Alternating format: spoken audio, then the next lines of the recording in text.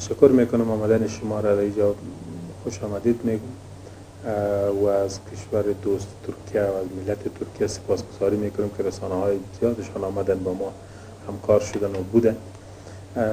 در مورد همکاری مردم افغانستان با ما ایره باید به گونه ثبوت بگوییم که در 10 روز ما تانستیم تمام ولایت ها را تصرف بکنیم و بدون جنگ و فشار هم استعمال نکردیم، با وجودی که در جانب مقابل نیروهای هوایی هم وجود داشت، سلاح‌های ثقیله هم وجود داشت، ولی حمایت مردم با ما بود. تانستیم بسیار در 10 روز تمام مسائل حل شد.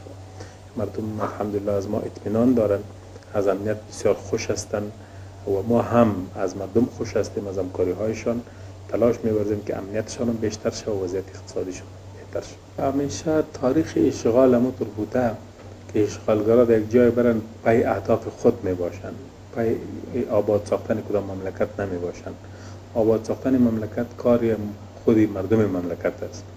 فلذا ما اثاری از کدام تغییر بسیار بزرگی رو در 20 سال نیستیم.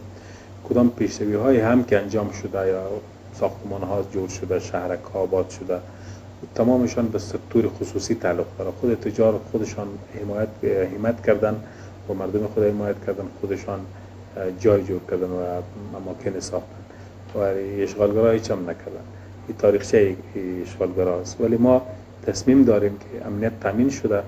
تلاش اولی ما است که در بخش اقتصادی کشور خود از بحران نجات بدیم، تمام سرمایه ملی را جمع بکنیم، عایدات ملی را با هم یک جا بکنیم، حمایت بین المللی را هم جلب بکنیم و سر از نو بازسازی افغانستان را به گونه پروفشنل و اصولی و معیارهای خوب و جوابگو به عصر کنونی را آغاز بکنیم. این تصمیم داریم، خداوند توفیق بده.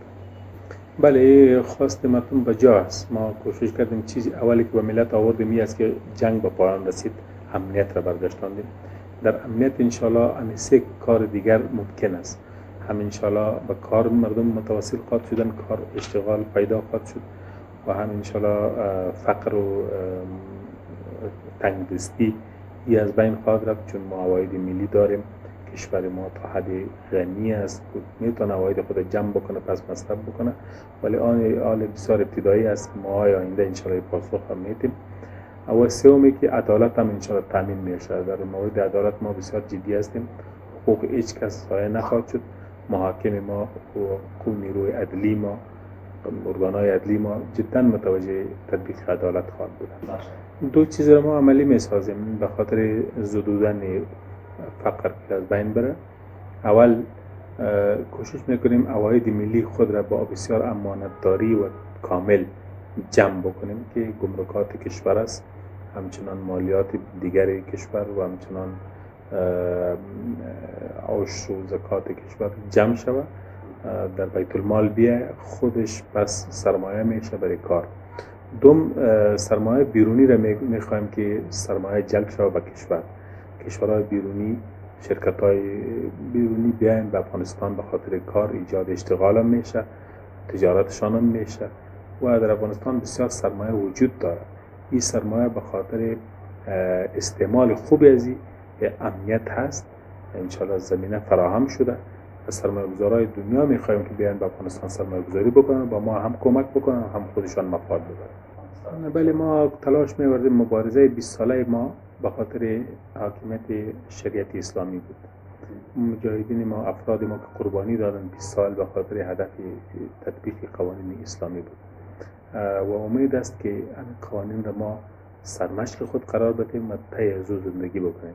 انشاءالله مردم افغانستان در این مصمم هستند و هم یک جا هستند، اتفاق کنند که باید حکومت شرعی که عاری از فساد باشه، پاک از زدبندهای سیاسی باشه، همچنان پاسخگو باشه به مردم خود، امانتدار باشه، که به وجود بیاید. بله، ما میخوایم با کشورهای همسایه خود با ذره دوم با کشورهای اسلامی تماس خوب برادری داشته باشیم.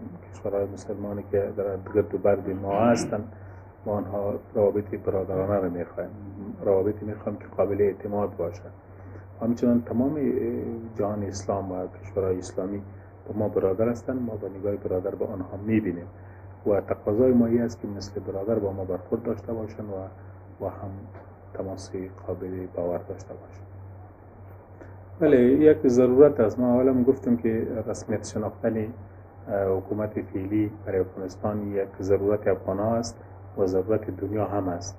دنیا با ما زمان تعامل خوب کرده میتونه، تشویش‌های خود رفع میتونه که با ما روزنه ها یا کلکین های سیاسیشان باز باشه، سفارتخانه داشته باشن، سفرهای ما هم در اونجا باشن و هم پاسخگو می باشیم، با هم مسئولانه برخورد میکنیم. دیگه این بسیار به مفاد ما هم است، به مفاد دنیا هم است، به مفاد ملل متحد و جامعه جهانی است که با ما تعامل سیاسی خوب داشته باشه. و این منظور ما خطر نوشتیم به ملل متحد روان کردیم و اگر کدام دیپلمات ما هم میره فعالیت میکنه به اساس یعنی هدف است. پول زیاد قیمت خود از دست نداده. ما کوشش کردیم بانک ها را با بسیار تکتیک خوب کنترل بکنیم که پول ارزش خود از دست نده. حالا کدام تغییری کاملا بسیار فیصدی پایان است. کوشش میکنیم که پول قیمت خود را حفظ بکنه و تاثیر بالای بازار زیاد نداشته باشه و زمانی که میگذره، هر چقدر زمانی که میگذره ما باور داریم که پس مسائل اقتصادی حل میشه. از ابتدا ما خواهان روابط بسیار خوب و حسنه با ترکیه هستیم. تو کشور ترکیه با افغانستان تعلقات تاریخی بسیار دیرینه دارد. همچنان تعلقات اسلامی بسیار قوی داریم. ما مذهب ما، باورهای ما، حتی تصوف ما با هم شریک است. با هم چنان ملت‌های ترکی و افغان با هم برادر هستند. ما هم در بخش زیاد از کشور خود هموطنان ترک تباران خود داریم که با از لحاظ نژادی با ترک‌ها خود شریک هستند.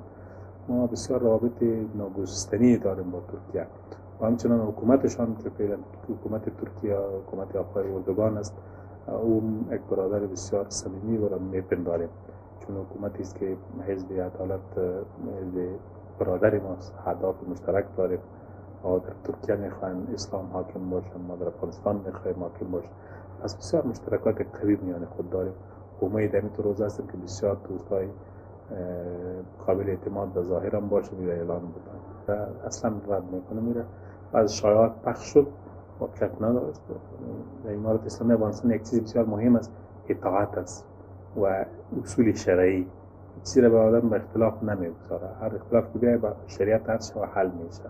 اختلاف وجود نداره. چیز شایعات که پخش شد واقعیت نداشت. پیام ما با دنیا و با کشور دوست ترکیه و تمام جهان و کشورهای اسلامی و همسایه خود پیام دوستی است. ما میخواهیم با همه روابط حسنه دیپلماتیک داشته باشیم، با کشورهای اسلامی در چارچوب اخوت زندگی بکنیم، با کشورهای دنیا هم در چارچوب تعامل نیک سیاسی زندگی بکنیم و در همه جا احترام متقابل مد نظر باشه و اصل بی‌طرفی و عدم مداخلت امور همدیگر را اصل قرار بدیم و به تمام کشورها اطمینان میدیم که از خاک افغانستان برشان هیچ نوع تهدیدی، ضرری یا مشکلی ایجاد نخواهد شد. ما تعهدات داریم در این مورد و خواهان روابط بسیار حسن است.